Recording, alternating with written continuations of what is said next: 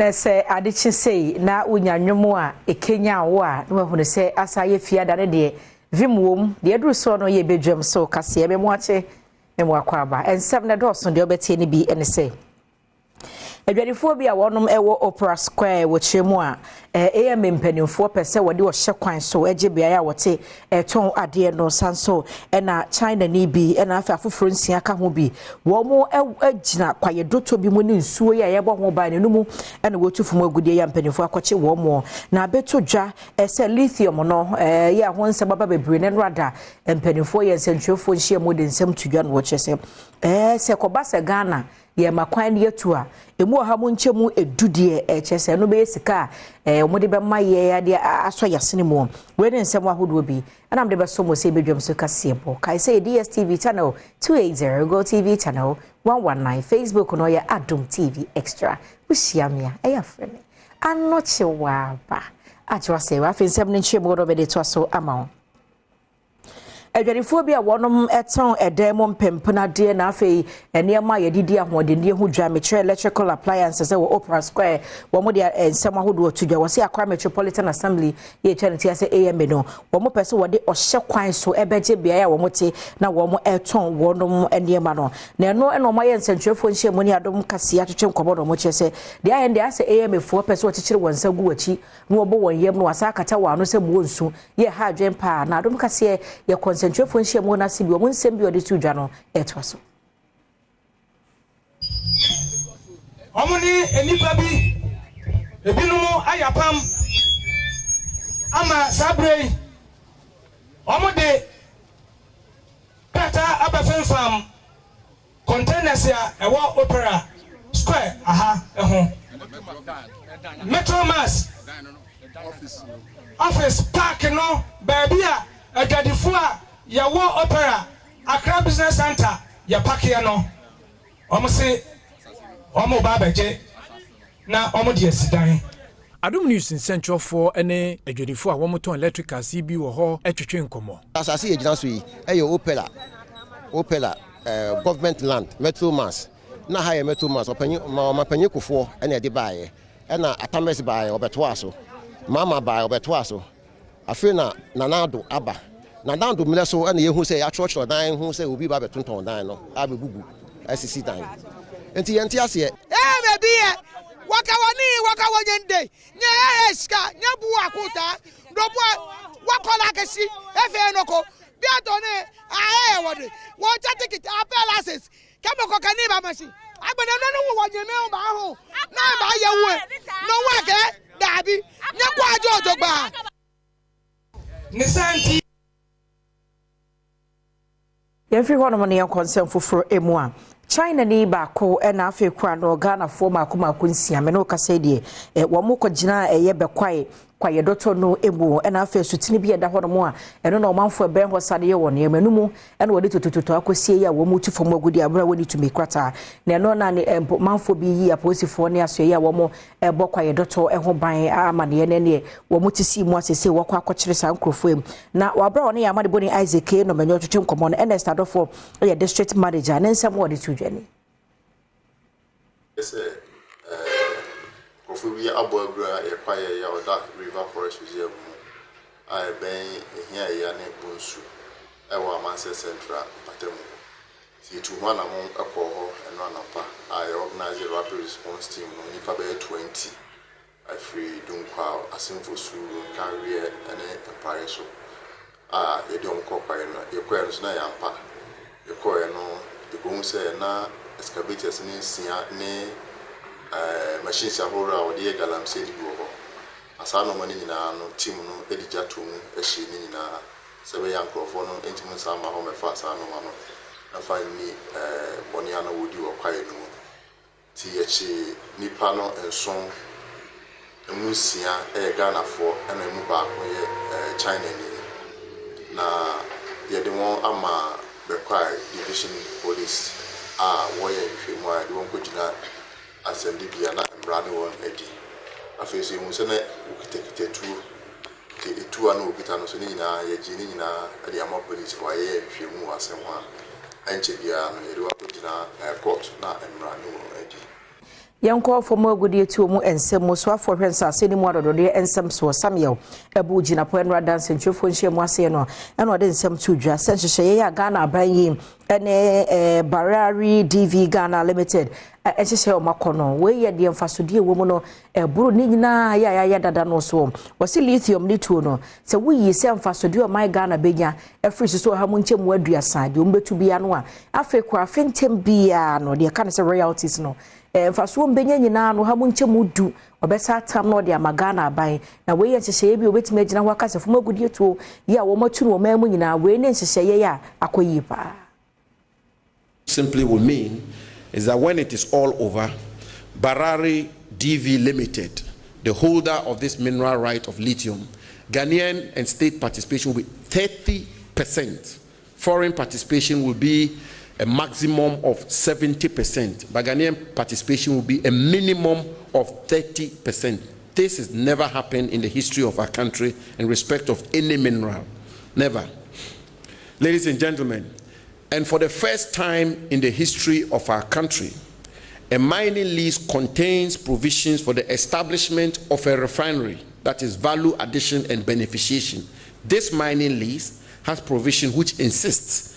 that a refinery will be established here in Ghana for processing of this lithium, this mineral. This has never happened. This is the first time. And wachi Penipa Oda Minerals Commissioner no Ora Martin Kwekwa yisi eka de to aso se wo show my Ghana o hamu chichemudu mfaswa wo benya free lithium yi eso a o de to ebi man wodo so Ghana de no eso pa eche wo mu a etu sa afo magudie ni nyina. So we are charging 10%.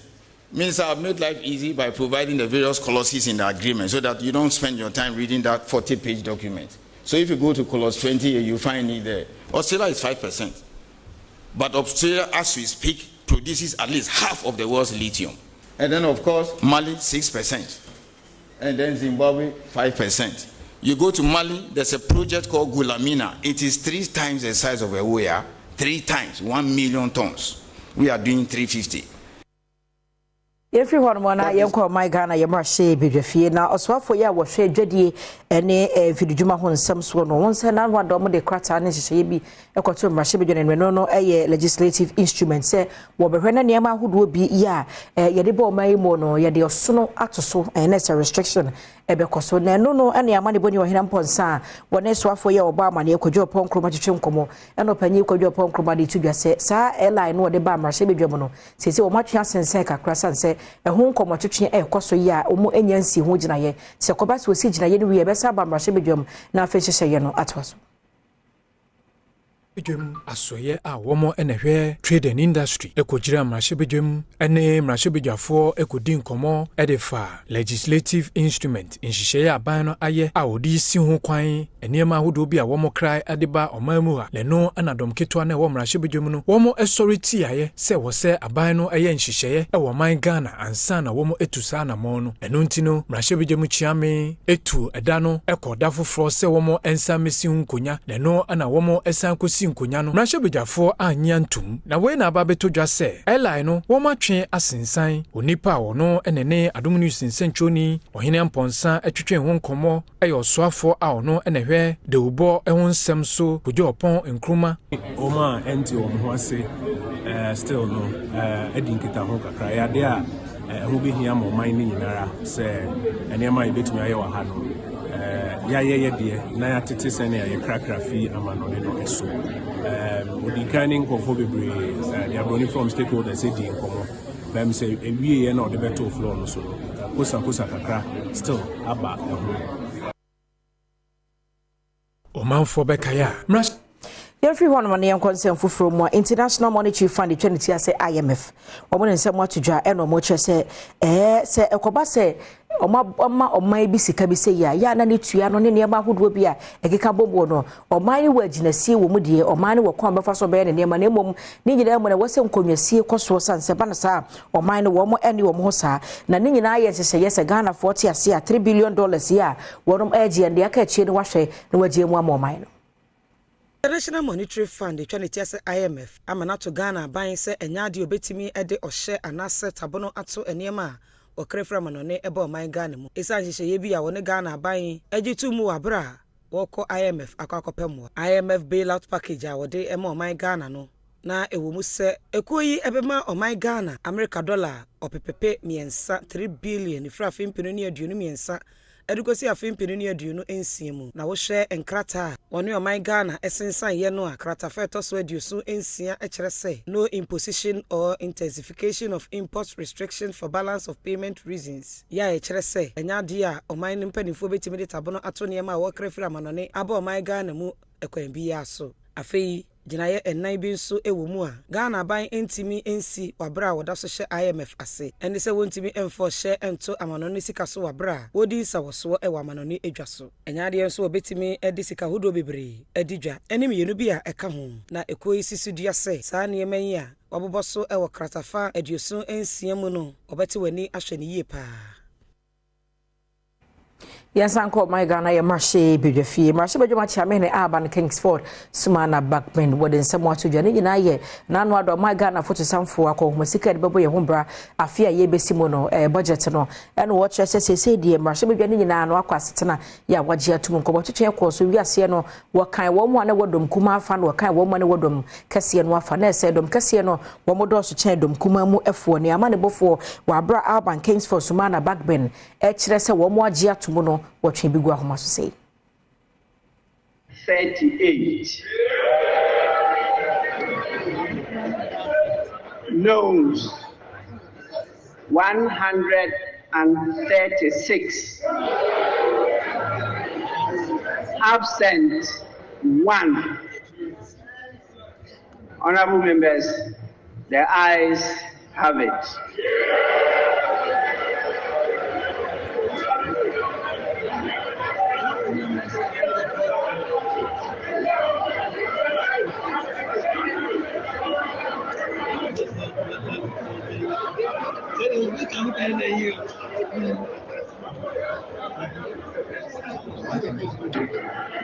Honorable members, this House has accordingly approved the budget statement and economic policy of the government for the year ending 31st December 2024.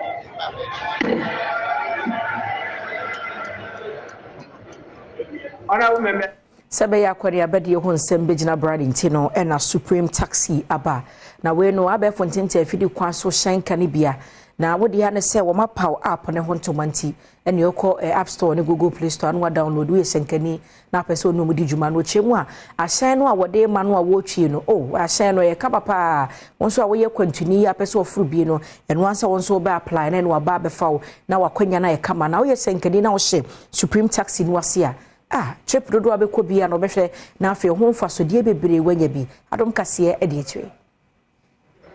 Deputy National Public Relations Officer Samuel Amoa Echiremu a ahyan adwuma no sesei egu esansanhye papa bia eni hono mu a ebo awo mu sanso ena fango bokwa na ekoso ensemhwefo nhye mu ase ena benipa be de ekyire ya wakasa ema GPRTU Samuel Amoa echirese 24-hour economy a watete se kanema mpanyi John Dramani Mahama pese wode ba no ebetimi aboa pa ama ahyankafo adwuma agina brane why ne say yehwa ya ahyanka adwuma na akofom adwuma na igu ye stations ahodo no bebre na era ne shift